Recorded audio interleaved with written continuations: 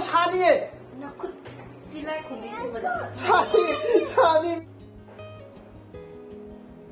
봐봐, 아이스 안 붙어서 되는 거. 봐봐, 예스. 봐.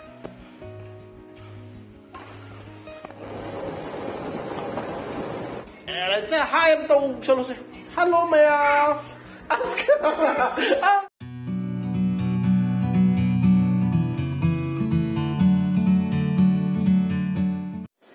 Good morning ma'am. Ngasi je ma'am ai ngasai ayub hek hong pag nam gen tàu ne tu di nam hong dre ado ngasai ayub se. Nungsa pa sa nam bane ba ado ai ngarang hai bdo ngarang gi video do ai hai gi bdo weather je predict to ngam de sai gi se nung je am tam da dum chu le na do mo nungsa thai am taro ga mo gi chen nung thi nung ngan lei gre ba ado ma'am no weather je piro yam hai yam yaw ai uchara ke ko sina khoi gi mayang ma ton he he sina khoi gi sirum to wa kari ge maroi nakupi smain to ri me ngasi gi weather je ko soalnya nung thi nung mà nó lầy tôi đi xe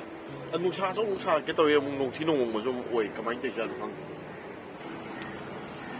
xoay chỉ tiêu nung chú bớt season đi nè ai cái nạc nấu bớt không nàng bàn bị phát ra nó song ấy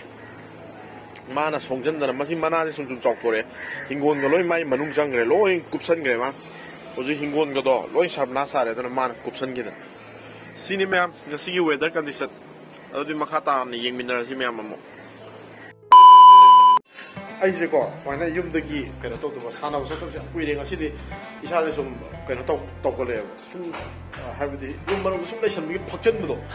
anh nói tàu sẽ lấy mà làm sao được corona em mà nó được kinh tế nó sao nào cũng là cái gì liệp bên này thôi,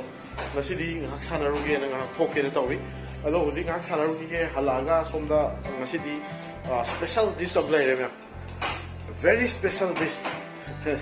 Cái đó nida, khôi cái sẵn sàng các magi liver đó, ado có thùng nó vậy lấy cái này vậy nè, đây là em sao đó, xong đó khôi bịt na, cái tàu nó có xem sao mà hồi đấy, từ lâu sau mà xem như xong đó, đó, pam ngay của khôi cái pam bây giờ rồi lo, của nó pam cái lo, khôi cái, hồi đến pam cái, hồi đến pam cái ba hay là pam cái, hồi pam, và pam đấy đi qua, sao thì good boy nè. Hai người mà sao đâm đại sao quay cái hấp thì rồi mày cái nó mình định đó em po say quay chứ đó là gì mày ăn hả sản nó rồi gì ai khôi cái sản nó bấm đâu tôi mày ăn đã hay biết uống cái how ai cái bộ bát chắc là tôi này mình đang bảo ai camera bay cái này mà thôi lúc xí đấy gì ai chắc tôi đâu rồi mà thôi chứ hai em đâu sao rồi hello mày ask cái gì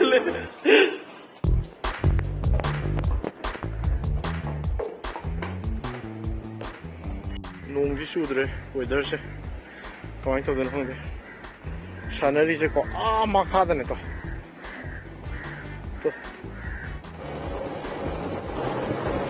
lần bi sẽ post thả thôi mà,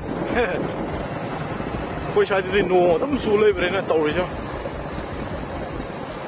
sản phẩm đó mà xí lên đấy, khôi cái sản phẩm sẽ có, xí dân này khôi sản thôi. khôi nãy cái gì yam mà này, khôi mari kita này sản thôi, ama jadi som đó white cancel mà bạc thế là xin được pass yang wang mình được này phút taruh ka, ziu hum wang mình này, yam thiếu wang mình này, đó na khôi hụt wang mình nó white shit đấy, khôi nó hụt, sản nó xem sao không đấy, net cancel đấy gì, sản nó không rồi này, game mà mình sản này cái, đó cái yang queen sản nó cũng ngồi nãy cái sản đó mình được không, đó khôi cái gì outdoor này và indoor đi. Leite outdoor sana bani na nuksit kasi ladi am nungai kitrap za ne adubu kuzikti nuksit tisitre nung chuba matam ni na ko hawai am yawa player ani ne bani si di yumda leibi phiron do ne dum selai si sana bi phiron gam selaktre si ke toy game ni sana ro ba na ngai sana da bi ko moi sana ri fa na ngai sana da mi na ko ai tat ke toy game ni sana moi ke sama na sana mi ne moi ke wa dri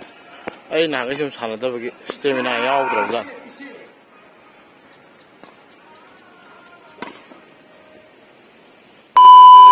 nam hal giờ này quá ai hal này gì quy na sản là lấy pro cái sản là đó rồi là học sinh mi mi am sản là rồi mấy sản là còn biết rồi học sinh phát tốt hơn rồi đó bây giờ xong rồi thông tới đi không mà mày am bám thâu cái ra này xem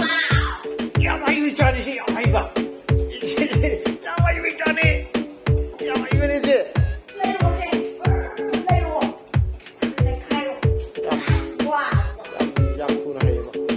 Koi tan sak ti kai no de thang kat pa ho ra man. Ije kai no thang kat ka bo sa. Sak thang ka le som da ai insang le som thong no to. Masala gai no se le le. Asa ma no pam. Kai no. Ba sak thong ge dong ni sa. Ai sak thong ge dong ne ba.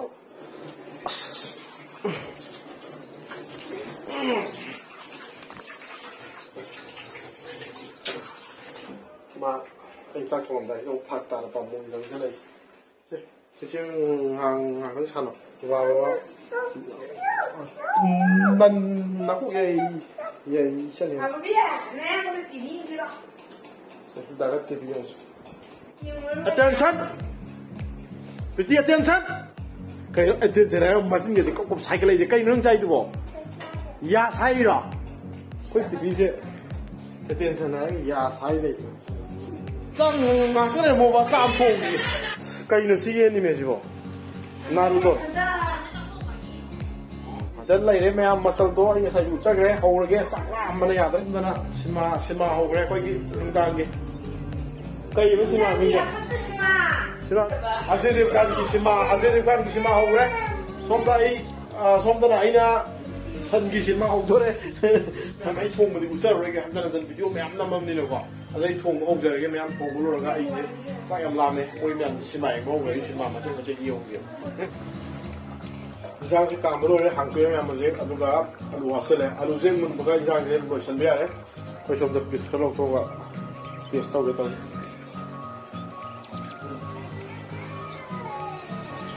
hả rồi mấy em mình giang cái xin này phát đi gom cái lấy cái này thôi chạy phát đi gom phòng đầm nữa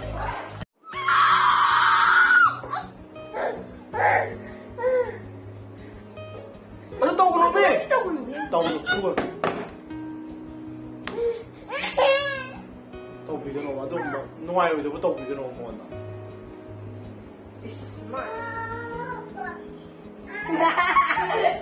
khăn nặng mà đấy wow 자 빨리 사니 nó cứ đi lại cùng đi cùng 사니 mi 보는 거 ba đi bà sau rồi hoa hoa không phải bạn hiểu đi đâu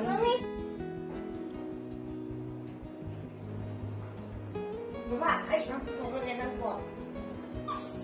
bà yes bà ăn củ rồi à sao cái thằng đó lôi ra cái em ya bà không niệm được này sao ya sao lôi đấy ông ấy có ví dụ mà sao cái mà là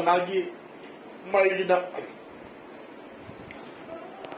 chicken soup when to be ma chicken soup yam pam be ko aduna ma gina chicken soup to re khoi gina sa thong bo do sa re sa wa lo ji phajan haw e duga kai no di khara to we ka di hai ta morok di khara sai aduma yam sa bu gi du ye ni ga gi ai channel lam do changa ga mayam check to biro sa bu gi di si gi channel di sa bu gi di hapsar re ge ko adama sina mana ai na hek sumaina kai no ma to doi to ba mai na ta dum sang ka ne ba mai na sang pam ma lei dui ne ba adagi ai na sa ba gi puthok ma pai de ko toi to lei ne ba ko gu bi je ko aduna me mana khuji ku to bu do adu mai na adum ayam ma ta dum to ba ai na nu yun normal yun da sak sa ba se ai phe ga dum pham ma sai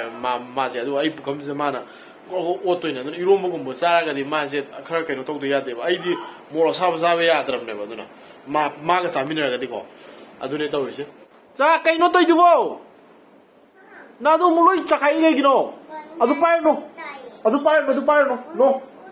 ata ma ni sa nang pap nang pai no wa to ge no sa cha bro ga mayam sinma loi yeng ne re ai da ngai ho re si da ge ne to se da mayam ga si gi ni matang se lo sin zai ge he no blog ma da mu theng na se no video ma da ko good night mayam noi tu bi ro swai ngam yaw da na bye bye